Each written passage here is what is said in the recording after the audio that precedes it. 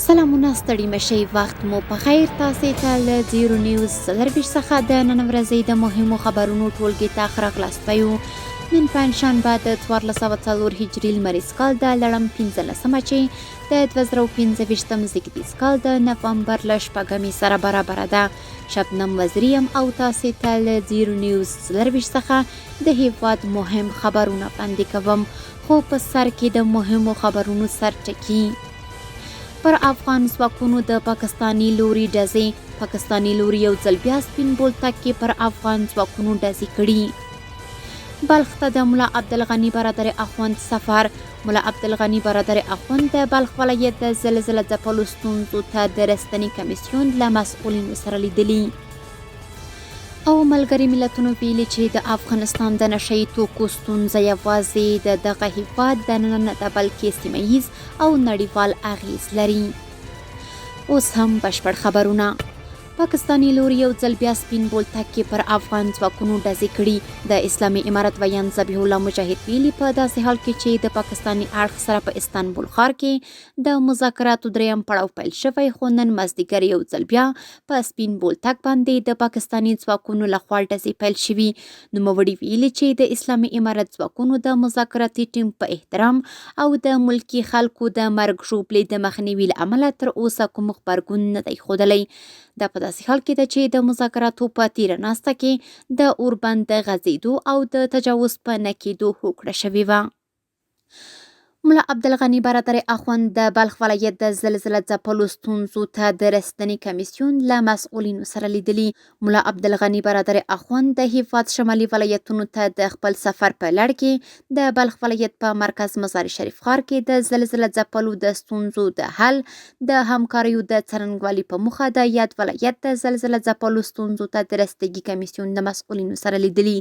نوموړي ټینګار کړی چې د سروې له بشپړېدو وروسته دې په سمدستي ډول پر زیانمنو د اسلامي امارت له لوري په پام کې نیول شوې مرستې په شفاف ډول وویشل شي. په بلخ ولایت کې وروستۍ زلزلې له امله په 7 ولسوالیو کې لسو تنو خپل ژوند له لاسه ورکړ. 447 تنه ټپیان شول.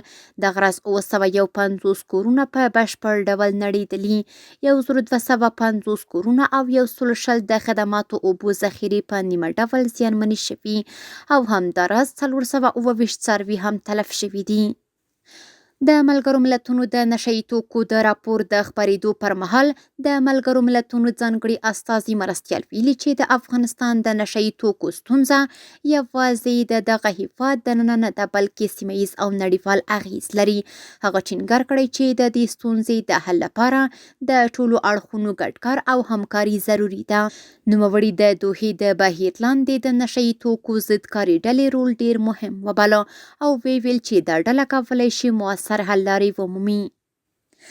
د کرنې، اوبو لګولو او مالدارۍ وزیر مولوي عطاالله عمري د هند د سفارت له شرج دافر سره په خپل کاري دفتر کې لیدلي. د کرنې، اوبو لګولو او مالدارۍ وزارت ویلي چې دواړو خواوو د افغانستان او هند ترمنځ د کرنې، اوبو لګولو، مالدارۍ، د زراعتي تولیداتو صادراتو او د میکانیزه کرنیزو وسایلو وارداتو په برخه کې د ګډو همکاریو د پراخوالي په اړه خبرې کړي. دغه راز د دواړو هیوادونو ترمنځ د تجارتي تعاملاتو د پیل او د زراعتي بنسټیزو پروژو د تطبیق پر اهمیت هم ټینګار کړی. مولوي عمري ویلي چې افغانستان له 4 لسیزو جګړې وروسته اوس د اقلیمي بدلونونو له سختو اغیزو سره مخ دی چې وچکالۍ او زراعتي آفتونو د هیواد د محصولاتو کیفیت او کمیت ته زیان رسولی. نوموړي زیاته کړې چې اړتیا ده پر هغو علمي څېړنو کار وشي چې د اقلیمي بدلونونو پر وړاندې مقاوم تخمونه او ورایټیانې وپیژندل شي. د هند شرج دافر ژمنه کړې چې هیواد به په افغانستان کې د موجوده امکاناتو په نظر کې نیولو سره د یو افغان هند تر نامه لاندې د تحقیق مرکز د جوړولو پر طرحه کار وکړي او هڅه به وکړي چې نوې پروژې هم تطبیق کړي. د کرنې وزیر په دې لیدنه کې د هند له شرج دافر غوښتي چې د هغو افغان سوداګرو لپاره د ویزې په اسانتیا کې همکاري وکړي چې د افغانستان کرنیز او مالداري محصولات هندوستان ته صادروي. دغه راز د هند شرج دافر ډاډ ورکړی چې یاد شوي موضوعات به د ډیپلوماټیکو لارو تعقیب او ډیر ژر عملي شي. او وروستی خبر همدا چې په مسکو کې د اسلامي امارت سفیر مولوي ګل حسن د روسیې فدراسیون د ولسمشر د نړیوالې جرمي او حقوقي همکارۍ له ځانګړي استازي ایلیا روګاچوف سره لیدلي.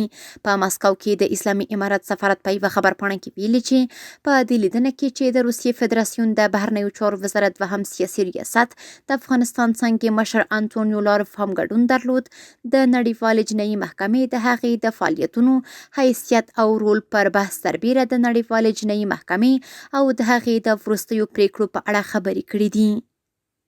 کورني خبرونه هم دومره وو. د بهرنیو او سپورټي خبرونو لپاره زموږ پاڼې وڅارئ په خپلو رسنیو باندې فیسبوک، انسټاګرام، ایکس افغانۍ، ټویټر، یوټیوب او ټیک ټاک زموږ خپرونې خوښئ او موږ تعقیب کړئ. ادرس یې 0 نیوز 24 تر سبانۍ خپرونې. د الله په امان.